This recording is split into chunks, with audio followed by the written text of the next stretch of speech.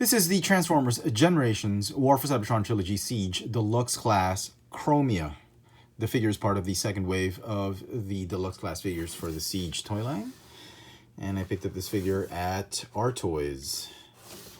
Very neat. She interacts with this weaponizer, Battlemaster, which I don't have. And here is Chromia out of packaging, and she actually looks a lot better than I expected. Out of packaging. Inside the box, she just looked pretty plain, but out of packaging, you get to see all the details that Hasbro has changed with this particular mold, and it looks gorgeous. It actually looks pretty good. So she comes with a pistol or a blaster. This is my favorite combination. And you can configure the weapon in several ways. This just happens to be my favorite. It came with 2 EMP grenades. The official configuration is like this. It's like a long rifle, which, yeah, it's okay. Or you can just keep the regular blaster pistol as so. And you can attach one of the EMP grenades at a time. It would launch like that. So I thought that was pretty interesting. The EMP grenades can also be stored here on the back, which I think is useless. It's like a square peg to a round hole. And you can they easily pop off once you hit it, and they fly off quite easily, and I almost lost one, so I wouldn't advise that. And quite honestly, I didn't really see the purpose of this. Maybe they could have spent more money on the paint or a bigger blaster or something, I don't know, but yeah. That's that, we have that. So, the figure looks interesting, looks very nice actually. The sculpt, I'm loving the sculpt. And get a closer look at that head sculpt. It's nice. Lots of G1 influences on this one. It's not a perfect rendition of your G1 look, but it's very close, so I really like it. You get to see the same kibble, the same amount of everything we did not like about this mold is still here. So if you weren't happy with this mold, this particular figure is not going to change your mind about it. So yeah, the articulation is going to be the same. But what I realized and what I appreciate with Hasbro is they did change the torso a bit, in that it no longer has the Combiner Wars peg or connector peg, and they've remolded and recast that whole torso piece, which I will show off again with comparison with the other Fembot figures that we've had. But paint wise, they look great. There's hardly any issues.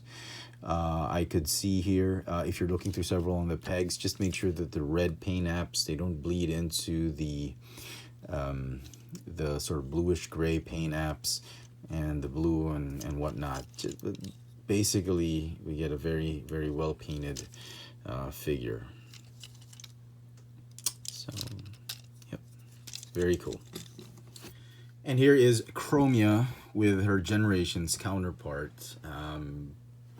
She's okay, but for some reason I am still partial to this first version of Chromia. I'm still trying to get my hands onto the Tomy version of this one, but this is the Hasbro version. Looks great as it is. Silhouette wise, design wise, I kind of like Chromia more as a Cybertronian bike and with a more svelte look to her. She's a little bit bulky and transforms into a Cybertronian car, but I guess it's a matter of preference. This has its flaws as well as this one, but they both have their good points as well. So color-wise, I'm really, really loving this color. I think this is a lot closer to how she looked like in G1, color-wise at least. But both of them are not exact representations of her G1 counterpart. Well, this one looks, if they had made it look exactly like this, that would have been really, really awesome. But yeah. And here she is with 2 other female Autobots from the Power of the Primes line. Novastar and Moonracer. And I hear we're getting a fourth one for this mold, green light. So it'll be exciting to complete your team of female Autobots. But as you can see, they've sort of made some heavy retooling of the mold. And it's not just the removal of the peg. They've really changed the chest. And the arms look to be the same. I think they changed much about that. Different weapons, of course. The thigh pieces look the same. The hip, well, yes, the hip pieces are obviously different.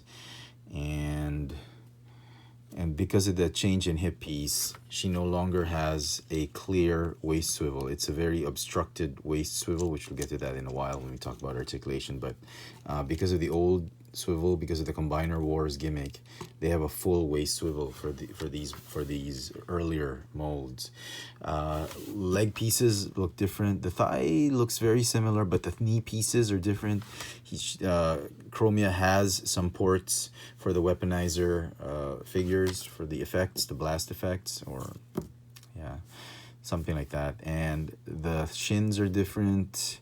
They've remolded, as you can see. I think this is a lot better. It's a lot more slender. And particularly the feet. The feet have drastically changed. If you look at Novastar and Moonracer, they both have those big, flat clown feet.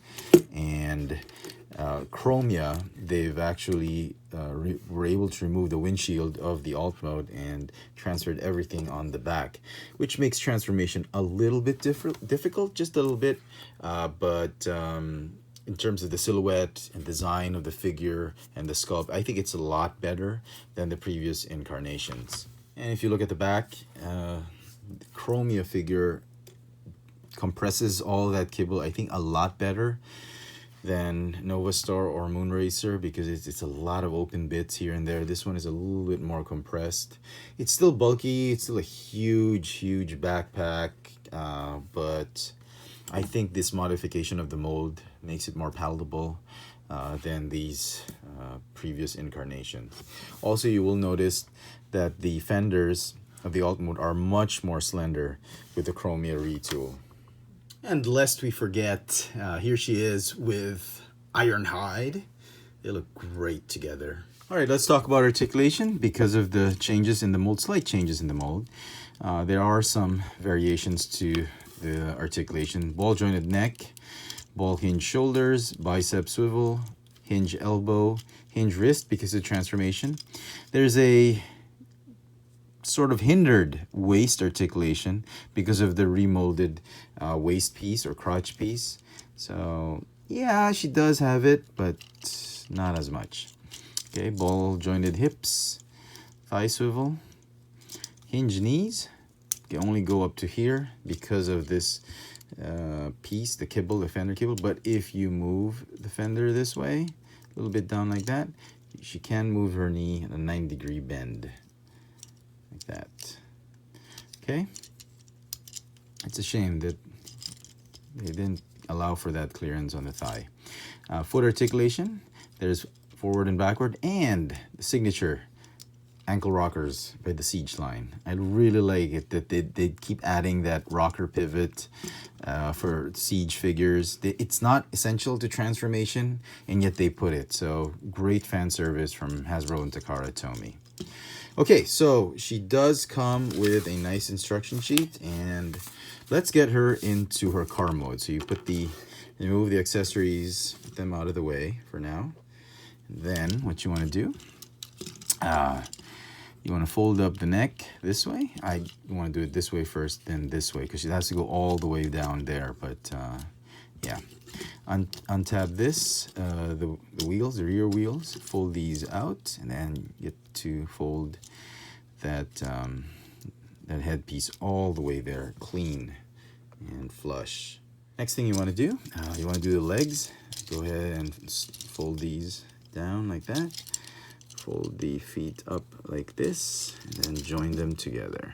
Okay, interesting to note, this is a little tricky because what they did. The figure does stand properly now. It doesn't tip over the back like Moonracer or Novastar because of the new feet. But you'll have to scoot and shoot this particular piece right here onto the base of her feet, and it's got a little bit of a mold right there, or markings, just to fit those bottom of her soles, bottom of her feet, the soles of her feet, just right underneath that hood.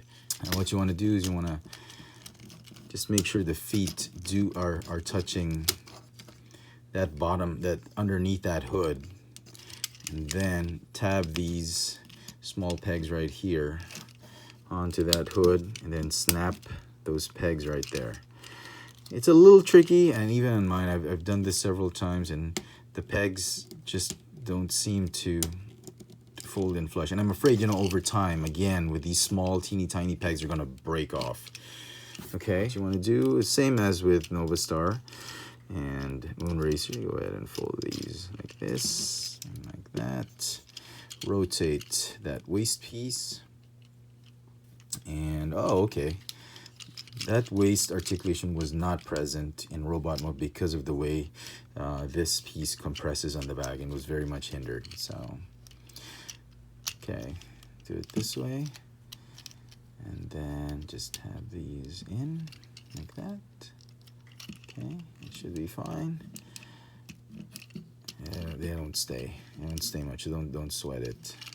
They're gonna pop off sooner or later. And then the grenades, the EMP grenades, they form like exhaust ports or exhaust tubes, the rear end of Chromia's car, alt mode, and then the gun will fit snugly right there. And there is the alt mode. Very nice looking alt mode. I'm really liking it. Love the colors, love the design. I love the Cybertronian panels right here. It could pass as a futuristic Earth mode vehicle, but it's clearly Cybertronian. It's a shame that I wish they would have found a way to open this canopy so you could fit a Titan Master inside, but you can't. Also, interestingly enough, I thought these were going to scrape the floor as she is in alt mode, but it doesn't. There's like a 1 millimeter clearance, and she does roll very, very nicely. Very, very well. Very, very nicely done indeed. And here she is in alt mode with Moonracer and Novastar, and clearly the mold of the alt mode is far superior with the Chromia version than these two. Obviously, these two had to look like this because they turned into arms with that Combiner Wars port or peg. But this one, they were much more. They had more liberties with this one because it didn't have that combiner gimmick.